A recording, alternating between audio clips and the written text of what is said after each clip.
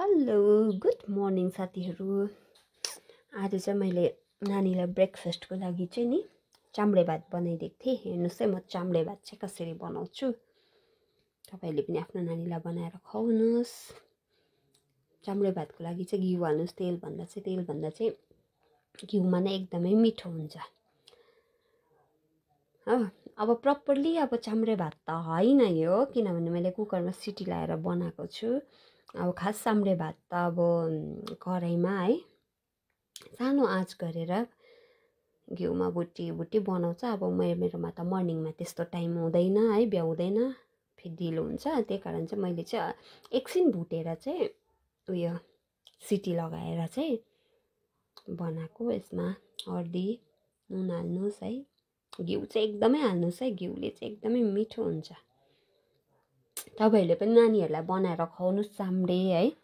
पछि फेरि नानीहरूले चाम्रे भात भनेको के हो भनेर सोद्धाखेरि के हो खाएको भएको याद हुन्छ है चाम्रे भात।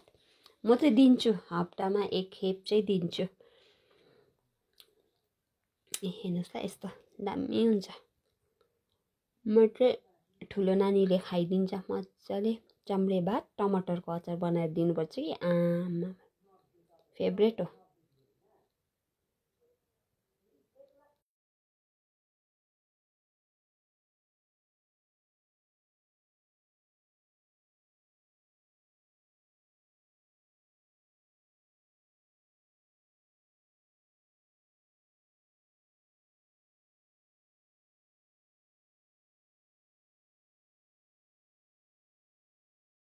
हेर्नुहोस् त मेरो चाम्रे भात रेडी भयो, टमाटरको अचार हो। त्यो चाहिँ म चाहिँ मेरो छोरीलाई यहाँ हेर्नुहोस् त खुसी हुन्छ। यस्तो चाहिँ थपी खायो।